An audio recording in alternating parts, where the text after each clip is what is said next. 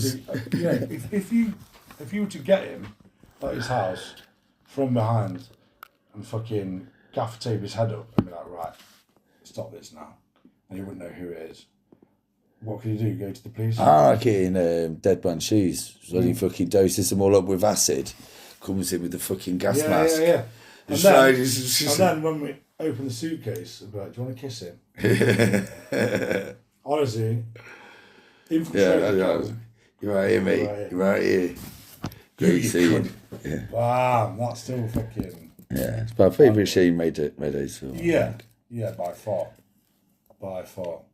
I seen when he did Barney. Is it Barney Gorse, the King of the Gypsies? Hey, short film, Shane Meadows, about the King of the Gypsies. I've not seen that one. No. So he's like, at the time, he's probably about 72 years old. But he has to keep himself in shape because people keep coming to challenge him, to fight him, to get the title off him. He's like, isn't that what just generally happens in fighting? Like, up until the point you retire. Gypsies, he's like, look, I've got grandkids, I'm on my farm now, I just want to chill. Yeah. And at one point, they came after him, and they fucking got him, and they put crowbar down his throat, like broke his voice box, and tried to cut his leg off with a fucking wine bottle. I thought they wanted to scrap with him. Yeah, but the only way to like was just turn him into a peg leg. Then this chance. Yeah, but like he fought him off. But it's like, well, if they've destroyed your voice box and they cut off your leg, did you really fight? Fair. Just saying, man. It's like I saw Paddy Considine get interviewed in the playoffs. That was really interesting. I just think violence might be the answer. Well, it comes to nonsense. Crafty I violence. think. Well, so I like the idea of passive-aggressive death gardening. So, just the Japanese knotweed, bit of bamboo into a brother's back garden. Japanese knotweed. Yeah, man. And then when it gets really big over 5 years, he'll know. Oh no, it's when it gets into your walls and into the, what do you call it, underneath, when it fucks up all that shit. I think like some kind of fancy dress, like blacking up, so it's obviously not me, and just fucking following him around. The guy from League of Gentlemen. You're my wife now, Jake. I mean, I would very much like that. Like, just absolute, it's just like, every day I'm going to get up and I'm doing something like that guy who knows the law. This is not illegal what I'm doing. No. He's just going to annoy you and freak you out. If I walk next to him and follow him around. Trying to sell him rookie cards. Yeah. But you sure you don't want it? So he knows it's about you, but it's not. I reckon, he's got a new stalker trying to sell him fucking the same rookie card over and over again. And then, because he's with me, I could say he's stalking me. Yeah. Why are you following me? Yeah, this is where I'm going. It's like, why are you going to my shop? Please, somebody, we've got a fucking... Do you know what I mean? It's like one of them fucking... Have you seen those... they're not even worthy of the influencer term. They're like citizen journalists, but they just go around town filming people causing shit. Yeah. Like, I saw one the other day. He's just... Like, in the way he edited it, he's obviously filmed some youths that are fucking part of a gang in fucking Coventry or somewhere. And they're going, hey, why are you filming us? Yeah. And then he shits himself. They're all about 14. He's 40, he fucking shits himself, runs off. One of them does chase him into a shop and try for a bottle of him, which is a bit off-key. But it's like, it's quite obvious by the way it's edited together that This guy, he's missed out a big part of why the fuck these kids are so pissed off. And like and there's loads of police turn up, and he's just getting in the way. And it's like, hold up a minute, the police are already overstretched, and they wouldn't be dealing with this bullshit if it wasn't for you, and you're using it to get views, you absolute pussyhole. Charlie something, I can't remember his name. He started off kind of like questioning people at marches or fucking bits and bobs, and then it gets to the point where sort of turns into a bit of a bully. Then he's like, just instigating shit. He's like, long-haired guys here again. It's like, get away from me, bro. I've seen it. Yeah. And the backlash on him has been like hilarious. He got the shit kicked out of him. Well, this is it, and it's like... I like that also those fucking ones that go around trying to cause shit in the hood and then, it's one of them ones fuck about and find out. Yeah. But it's just like they actually get banged the fuck out. You're like, you fucking deserve that. Now, that's the content I want to see. Yes. I want to see someone think they're some cocky little white cunt go into the hood thinking he's a big man, thinking he won't get banged out saying something racist. Mate. So is this on here? What the fuck? I was in town. Near my bus stop outside the big centre, and in the old school phone box there was this woman who fucking absolutely just, I don't know, clutched out her head, and she was like with the phone. I was like, should I do something? Is she alright? And then I realised she's just fucking, and then she's like, and I was like, I watched it, and there's just people walking about, and like someone even leaning on the phone box, and I was like, I filmed it because I was like, I didn't think about content. I was like, oh, this is quite jokes. But then I was like, I filmed some guy smoking crack on the tram about 7 p.m. Right, and I was trying to do it slyly, but I think I was probably laughing because it was just so fucking bizarre. And then he kicked off at me. He goes, "Wait, what are you filming me for?" And I went, "Because you're smoking crack on a tram in front of kids." And he goes, "Well, I want you to film me." And I went, "I don't want you to smoke crack on a tram. What the fuck are you going to do about it?" No. And one's illegal and one's not. So shut the fuck up, you mental bastard. Some things you film, some things you don't. Some things you're like, oh, that is jokes, but I'm not going to fucking post that. I wasn't going to post it. I was going to show it to my mate. I can't remember whose house I was. I'll get to my mate Leanne's house, I think. I was just going to show her. Like, literally, every time I get on the tram as well, I'm going to meet her. Bare crackheads causing beef. It's mental. I think I don't know, I was in the bedroom upstairs, but I don't know, 6 o'clock in the evening, I heard some commotion outside. I looked up, bare mandem coming down, some other mandem here. One of the main mandems had a fucking French bulldog in like a shell suit thing. Fuck off. And the other guy was like, with a baseball bat, he's like, yeah, what you gonna do? He's like, yeah, come then, man. Yeah, walk away. What's happened to the mandem? Right. It was like fucking Chicago or something, or fucking Welcome to America. 20 of them turned up, and there was 10 of them here, and he had the French bulldog, and they were just doing this. It was like, the shot was like, yo, you're gonna kiss him or fuck him up. What are you doing? And they were like, yeah. I was just like, I'm getting bored of this shit. Like, what are you doing? What is going on here? Just what's happened to the man? Waiting for the blood. You know what I mean? Yeah. Bless them. Bless the mandems. I'm speaking to somebody. I don't know if I told you about this, but one of the last times I went to the pub, like talking to some young girls, and they were fucking rude as fuck. Oh, mate. I had to call her. I think I cussed one of her because she had a bar eyebrow piercing. I called her. I mean, which lesbian from 1998? Yeah. 98. Did you stow yourself? Well, yeah.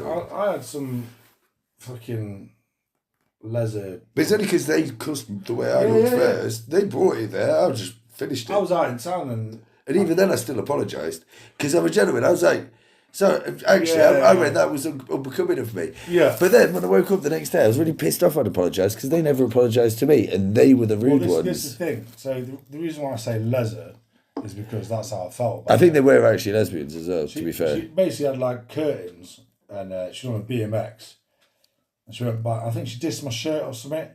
And why would you do that? I went, shut up, you slit. Not got anything nice to say. Don't fucking say. I said, shut up, you saucy leather. And then she came down and like pulled a skid. Is it? I was like trying fucking beefing. Definitely leather. I was like, no, sorry, I didn't mean leather. I meant slit liquor. And then it all kicked off. And then I was like, no, I'm sorry. No. I was like, no, actually, fuck you. Fuck you, man. You fucking saucy leather. Pulling skids around here. I'm just saying, oh, you can't say that, you can't do that. Oh, no, I can, you're being a dick. Yeah. Like, people weaponise, oh, you can't say that, you can't, but then they'll say something equally horrible. They just say it in a nicer way a lot of the time. It's just passive aggressive, really. It is just like, it's all about power. And then You know what I mean? But also, just don't be a cunt. Like, say whatever you want. Yeah, I'm very pro freedom of speech. And if you want to be rude, be rude. But if someone's rude, I just think you dragged you up. Yeah. Being offended on behalf of people that aren't offended. Oh my God, I think that's really fucking racist as well. Yeah. White middle class people, they go, I'm going to speak on behalf of black people now. I just think that in itself is like the whole colonialist thing you're talking about. We had this last when I was at the COVID centre and I was bits about. Anyway, she was from South Africa, bit wet behind the ears, but it's the youth, whatever. Yeah. And she would talk about I think something like China came up. She goes, well, listen, the Chinese can do what they want after they've been persecuted, for so long. I was like, what? The Chinese were one of the oldest civilizations in the world. I was like, what? Do you know about the concentration camps? About what? Do you know about what they've done to Tibet? And then she started trying to say that she were on about stocks and shares and investors. She goes, well, ISAs, I was like, that funds arms. So, oh, does it? Oh, then you start telling them about it, and then they just shut it down straight away. It's like, you're not even learning. No, a lot of the time people. And when you're challenged, you're not even learning. So if he's, they, like that sort of white middle class person.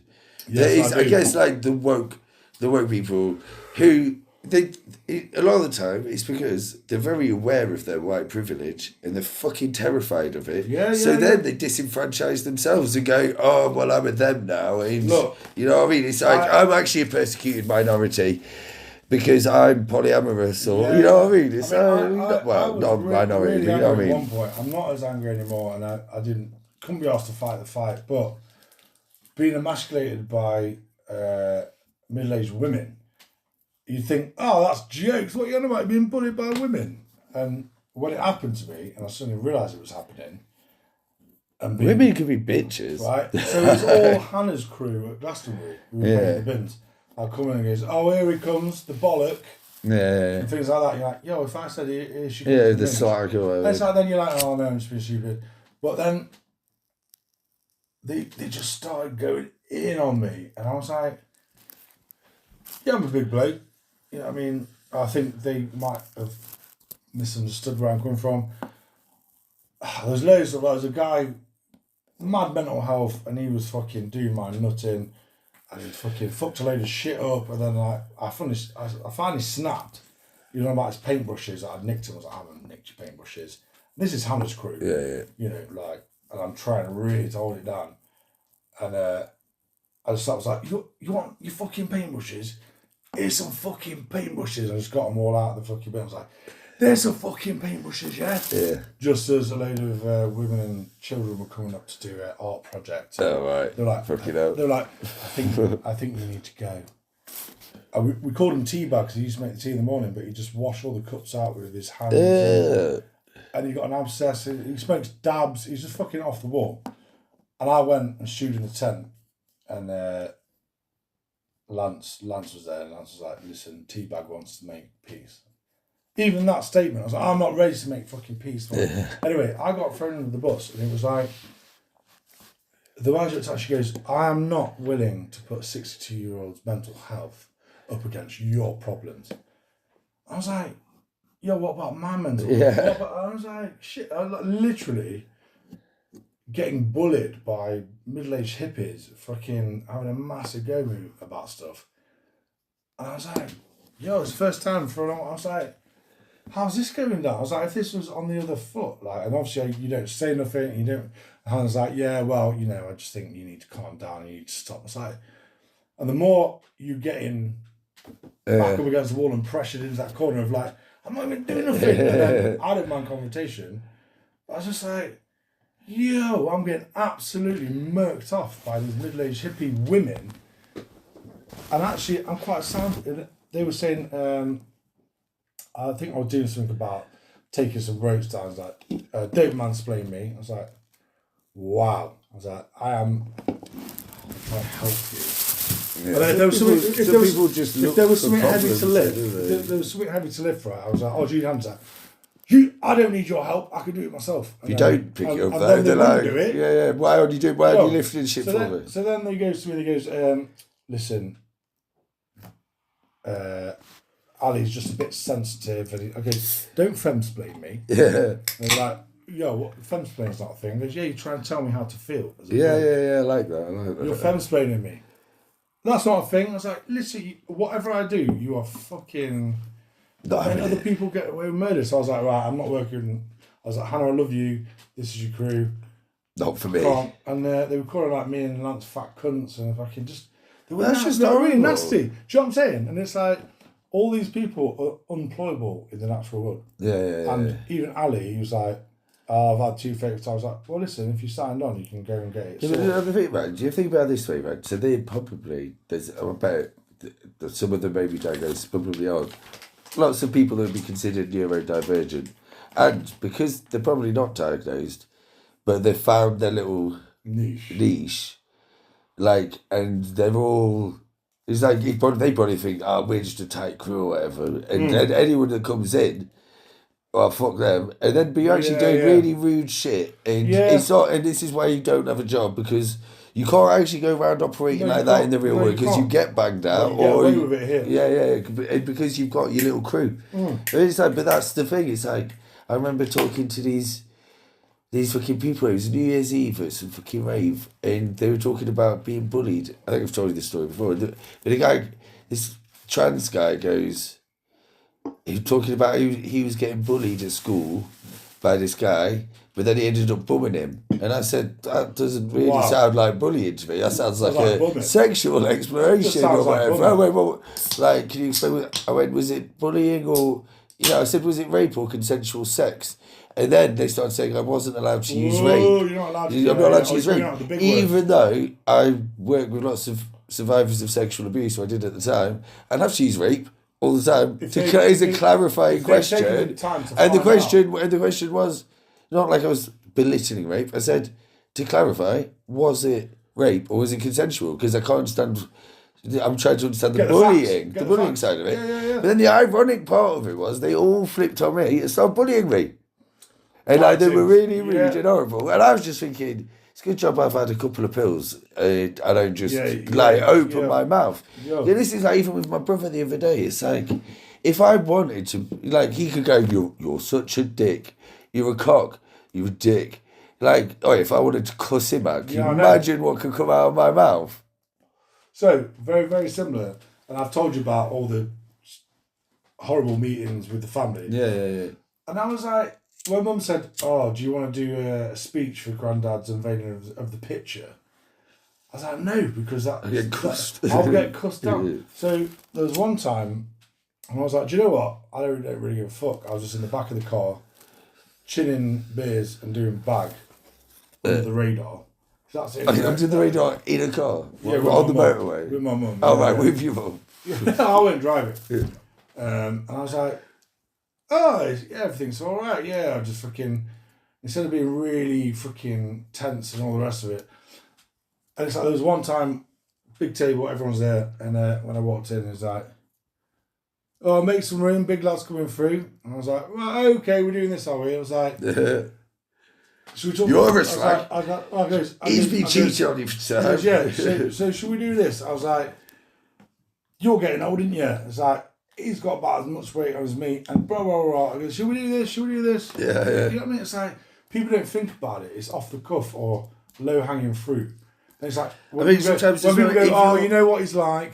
Yeah, I do. I think people think as well, you can take it. Yeah, people think, because I'm good at masking, people can say shit to me, it doesn't affect me. Like when them girls said something to me the other day about how I looked, I'm not really bothered about how I look at all, but I do have body dysmorphia, so obviously I'm bothered, but I tend to not dwell on it until someone says something horrible about me for no reason. And then it's like, it stayed in my head for 2 days. And I just thought there was no need for them to say that. And, it's just a ridiculous attack on me when the only reason they cussed me out is because I called them out for being rude.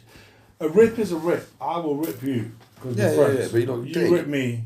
Whatever, but a dig is something. Yeah, it's just low hanging fruit. But it's like, I think even Hannah or whatever, and so she's like, oh no, you can take it, blah blah, And it's like, yeah, I am from time for I'm this, but it's like, it's obviously getting to you though. Like what I mean? It's like you mentioned it a few times, where it's like obviously having an effect on you.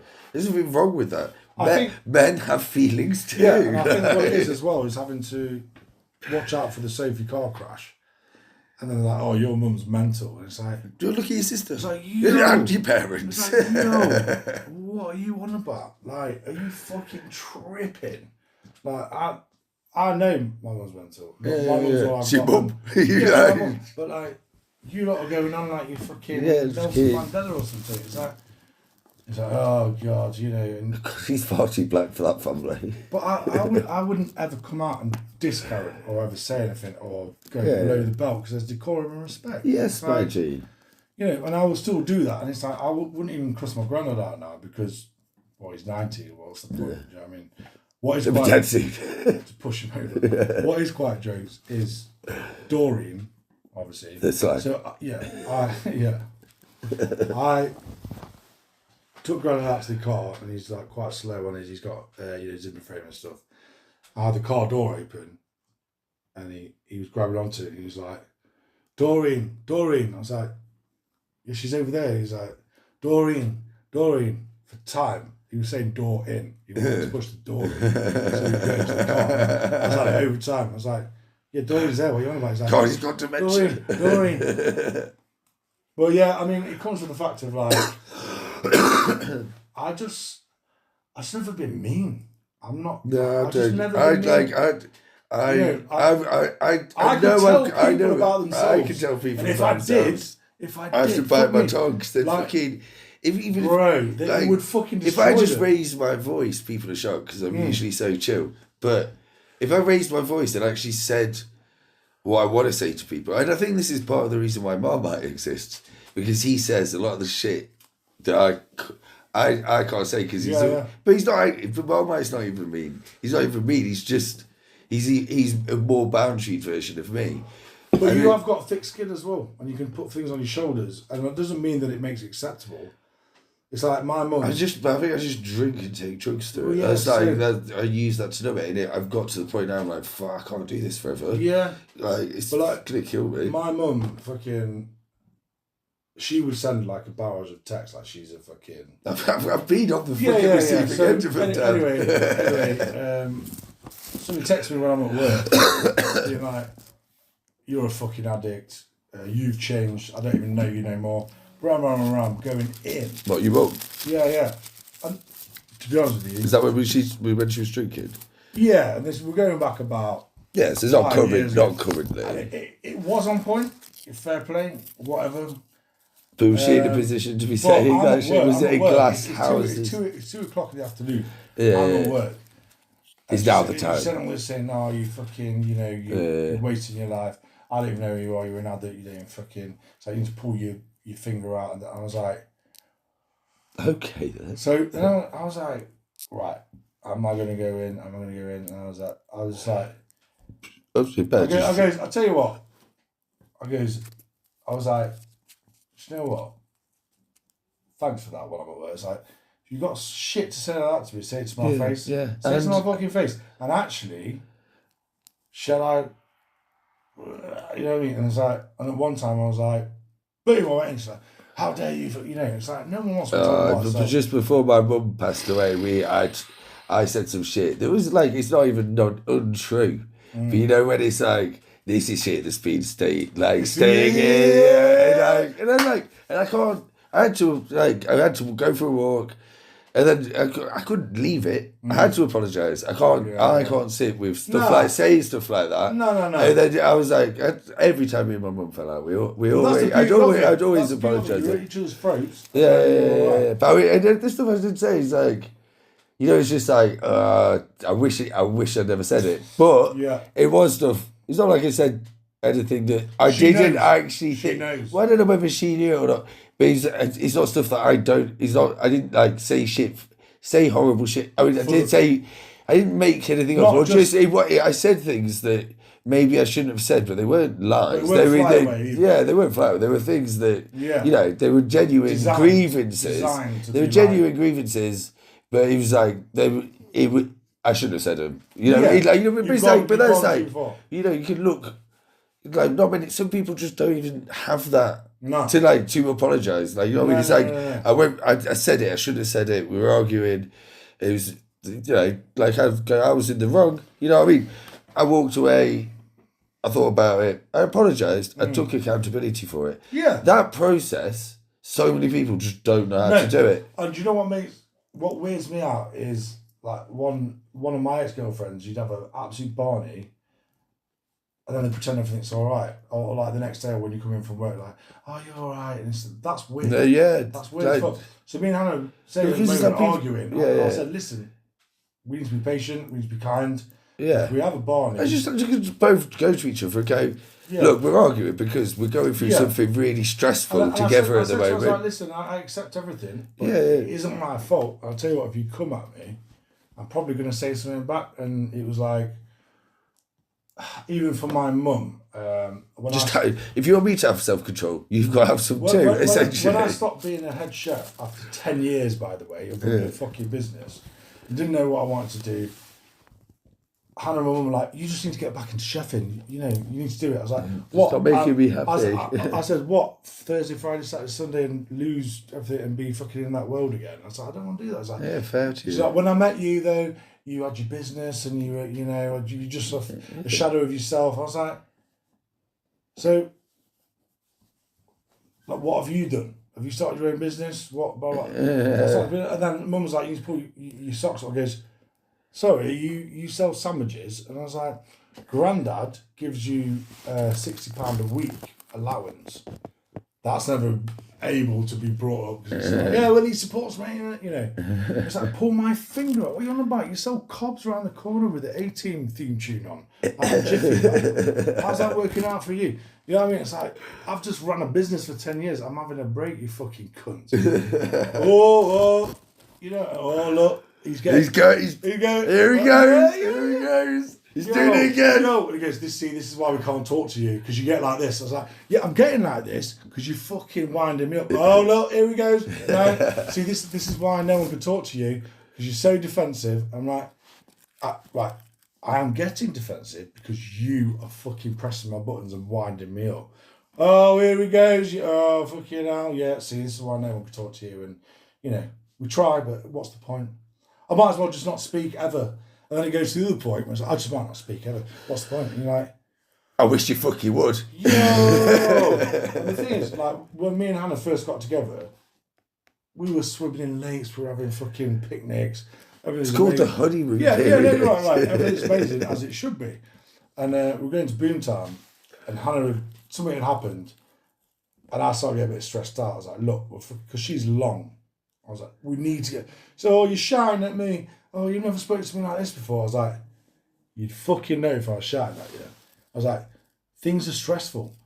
You're allowed to react as a human to things being stressed. I'm not shouting at you, but this is stressful. I was like, oh, go. You know, it's like, these are, man. It's like, if you wanted me to get really angry, I fucking would. At the end of the day.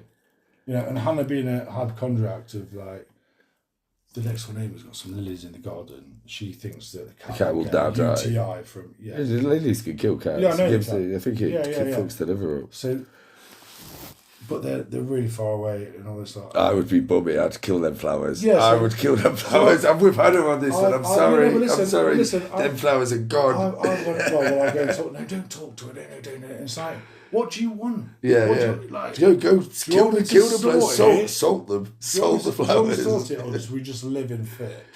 Yeah, I mean, I would sort it. But no, so the thing is some people are problem orientated, some people are solution orientated, and I get really frustrated with it. Do you want me to sort it? You know, because I do think I am, unless it's my problem, in which case it will take me 2 weeks to solve a 5-minute problem. But other people's problem, I can sit there and listen to it and go, right, this is what he's doing. I check this thing. Can you remember a guy called Hal Brinton from back in the day? Hal Brinton? Yeah. I don't even know how I knew it, but he used to live in Nottingham, I think maybe 13 years ago. Right. And we started talking online probably about 2 years ago for whatever reason. I can't remember why. But it turns out he was going through an employment tribunal at the same time as me. Okay. So we became really close. He lives in Bristol, actually. And then... about the same sort of time I went to Portugal was the last time I spoke to him, really. And he just got into a relationship. And then he messaged me I'd messaged him to check in on him because I hadn't heard from him in months. So I was worried he was dead. Right, and then he messaged me back about 2 days ago. He goes, "This relationship's mad. I need to get out of Bristol. She's psycho. Like, I'm worried for my safety." And like within a day, I've got him somewhere to live. He's moving to Nottingham tomorrow, and I think I spoke to him 2 days ago. You know, when it's like, boom. It's annoying that I can't be a support worker anymore because that is what a support worker will do. And I didn't expect it to go that quickly, that easily. Like, but I was prepping him to go dead quick. I was like, look, I'll be able to put you in contact with Equation, do all this shit. But they may want you to come tonight again. Well, exactly. But I can't remember what my actual point was, other than obviously I'm a bad wife for sorting the brethren out. But the thing is, when it's your shit, you can't do it. But like for someone else, I was like, right, for this guy, I need to escape domestic violence. Such a big, huge problem to deal with. And then it's like, within 2 days, I've got him moving up to Nottingham. It takes 2 weeks for me to pay my council tax. It's mental. Well, it's even with Glenn, when he turned up on my door and was like, fuck, like some lass just shouted rape on me. We spent the night together, but we just slept. Basically, that went on for 3 years. They kept delaying it because one of the court cases ran over. So sorry. It was the boyfriend who'd called rape. Oh, right. And when he turned up to my door, he said all this, and I was like, you better be telling the truth, because fucking... But I let him move into my house with his missus, because she was coming back from Chile, he didn't have anywhere to live. I just sorted it all out, do you know what I mean? And you're like, oh, bam, fucking hell. Done. Yeah. But sorting your own shit out, I tell you what, also, I have so many couples, I swear to God, I'm responsible for children. Just not with my actual semen. But you know when it's like, I introduced those people. Like they would, and it's from random, because I'm a bit like you, I know big groups of people, like lots of disparate groups of people. They're like, sometimes you just introduce people from different groups, and then it's like, next thing you know, there's a little family. It's like, I was thinking as well, it's like, I spoke to Lance, not yesterday, it might have been yesterday, or Wednesday, and I sent him a video because there was a Birmingham track back there. Was like, you said you'd be there, but where are you now? About some kid rapping about his dad leaving. Yeah. And some fucking Birmingham rapper be like, I had my bars, but they took me bars. Anyway, said, oh, it's my birthday. I was like, oh shit, how you doing, man? So I was like, I haven't seen you for years, but it's like, do I need to see you? He'll appear. I might see him this weekend, actually, because he might be with Dave if I go down. It's like with Dave, I might see Dave. He just turns up at my house randomly. I love it. I love it because he will just be like, if he's in Nottingham, he'll just ring me up and go, oh, where are you? Can I come round? I'll be like, yeah, man. Like, if I'm home. But the pressure of it now, what I'm saying is, I just feel quite happy to be like... I don't leave the house, bro. But isn't like, I'm not chasing stuff for being like, oh, how are they doing it? All right. It's like, if it comes, it comes. If it don't. I want interaction, company, you know what I mean? But it's like, I don't need, like, sort of groups of friends, you know, like, where certain people just, they all stick together and then you're like, this is getting a bit toxic or whatever, or it's just not moving anywhere. But I don't know if I actually see that, because I don't hang around with people, and also, I've always been the social butterfly, so, but I've always been the person that goes into groups of people, sort of. But then it's on one level, it's quite good to be a social butterfly. You're quite dynamic, but also you don't have that many super close friends. But I have so usually like from one group to another, I'll have like one or two really tight friends in that group. But it depends what mood you're in as well. And it's like also if Gilbert was going to come down, and Rory, obviously not flavour of the month here, and I know they were angling to come around here. Yeah. And that's all they were really bothered at the end of the day. So, no, we're not going to get mashed. We're going to go to the pub. That's when I was around yours. I said, it's a bit late now. But they ended up going around this guy's house and taking like loads of drugs and staying up for like 2 days. And I was it's like, easily done, but it's just I don't want to do that particularly that's what I'm anymore. saying. I'm glad I missed out on that. But it's like by saying you're having a quiet night, you've actually done more. I think that one of the main reasons I wanted to go out. It's women, man. It's just fucking chasing pussy. And I'm shitty. I can't flirt. And now I'm not even that bothered. It's like I want a partner. I miss sex. I miss intimacy. But, it's just like, actually go. I'm not going to find that person in a pub or in a nightclub. You know what I mean? It's like that person will come to me and it'll be in some random way. That's what I've learned. Online dating? I'm fucking awful at it. I got no set game. Your profile up. You know what? I let Meg Bowden do that, right? And I never even fucking proofread it, and she just absolutely cussed me off. Yeah, it was quite funny though. I was like, touche. All I'm saying is, at this age, it's like there's a couple of questions that need to be asked before. Daddy issues, baggage. Oh my God, you just described my perfect girlfriend. Yeah. That's what Meg said to me when she goes, you've got a type. And I went, no, I haven't. I like all different shapes and sizes. And she goes, no, I've had personality disorder. So I was like, yeah, you've got a point there. That's why I called Rory the Knight in Rusty Armour. It's like you're always trying to save some fucking... He has got to save mad head, and it's like, what are you doing? But I've seemed to have been drawn to mad heads, and I wouldn't want someone boring, and I'm a bit mad, but... Well, but it's just, oh man, like, I just need someone interesting, sound, attractive, good shag, motivated. Like, but most women, when they write that list, it's like, got to drive a car. Right. So Hannah had 20 things, and she was like, you failed on 2. Nice shoes is the issue. I think nice shoes. I've got nice shoes on at the moment. Not to be a drug addict and be able to drive. That's what I failed on. Oh right, yeah, I failed on both. And she's still in it. But it's like, I booked the trend by get with Hannah, you know what I'm saying? But it's like when she says drug addict, though, I mean, you are like me. We probably take too many drugs, but she also, it's not like she's dead against drugs as well. She was with Nick, who was a smacker. Exactly. That's what I'm not going to go there, but that's what I was saying. Big Nick and all them lot. I can't imagine her and Nick together. He's a bit odd. He's very odd. I mean, his brother. He's very. Oh my God, no! He started doing some weird shit with me online. I can't remember what it was, but I had to block him. He was trying to battle rap me or something on Facebook comments, and it's just like it's nursery rhymes. Don't go to me. But it's like he's mentally unwell as well. And then he took it. I think one time I did reply, and he took it really personally. And that's when I'm getting death threats. Rory, and it's like Rory was like, no, we're his mates, we know him. And then next week they're getting fucked with him for 2 days. Like, he can't handle that. Yeah, you know, don't do that. It's irresponsible, man. Yeah, He's not well. But he started doing like a channel where he's like talking. He's like, oh, basically, man, like today, and like obviously trying to go down that road. I mean, I find it really sad when you see that because it's like it's such a desperate plea. No one's going to give a fuck. George used that. He was like, you listen, yeah, fuck the haters. I'm not naming any names, right? I just want to say that. Yeah, who else was doing it? Fucking. Oh, do you remember Dominic Stravino? Dom? Yeah. You're about big, tall Dom? No, I'm on about Tim. No, Dom Stravino. He knew like Marcus Thompson and all them. Right. Hannah probably know who he is. Sophie definitely know. But he started putting some... he's like lost the plot. Drug-induced psychosis or something. And he was putting loads of stuff on YouTube. Someone actually sent me a link to some of it. Like Hayden as well. He just chats loads of shit. This guy was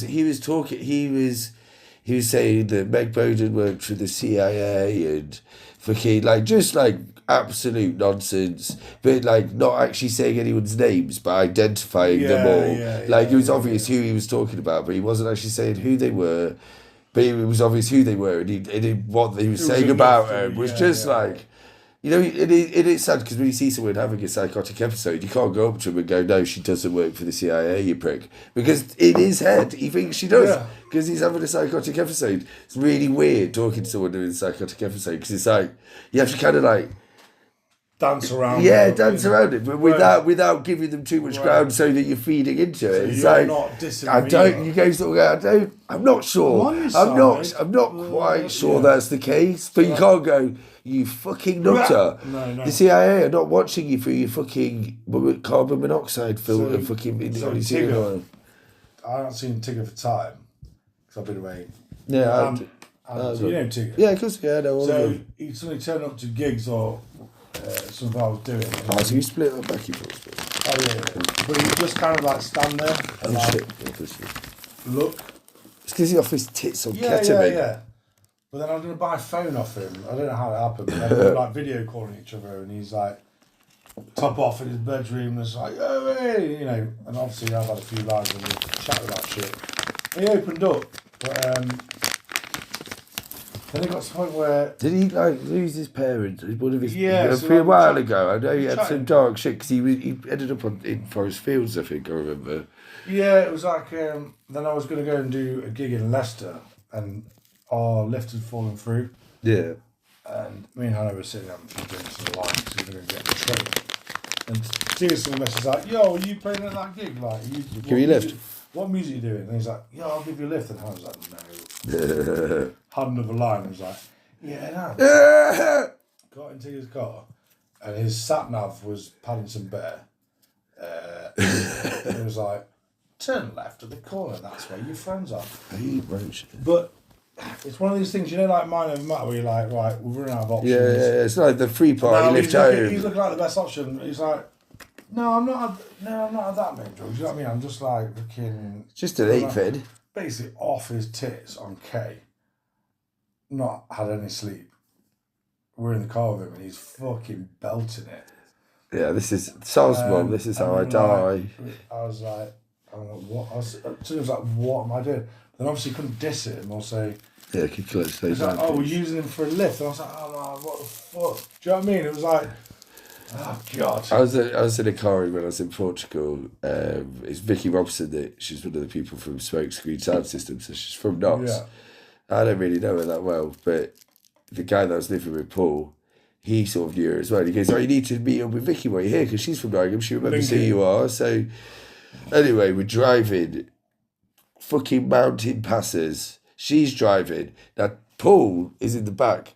Paul is an ex-TT racer. He's fucking bionic man because he's crashed it so many times. Like every year in the TT, someone dies. Like it is like you have to be a fucking nutter to be a TT racer.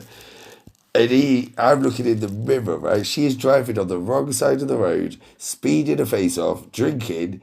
Yeah. Like, and I'm shitting myself. I'm shitting myself because I can see he's shitting himself and he's a TT racer. Yeah. Like, and I think he was shitting himself more than me. When I got out of the car, I was like, he was actually really scared. I was like trying to hold him down. I was in the passenger seat as well, so I couldn't really say anything. But I was like, oh shit, man, that was bad. She was driving on the wrong side of the road, offered to on drugs. And I did say to her, I went, yeah, maybe we shouldn't, drive on the wrong side of the road. She goes, everyone does it. Wow. No, that's your logic. Everyone does it. Well, I guess if everyone drove on the wrong side of the road, you'd be in the UK.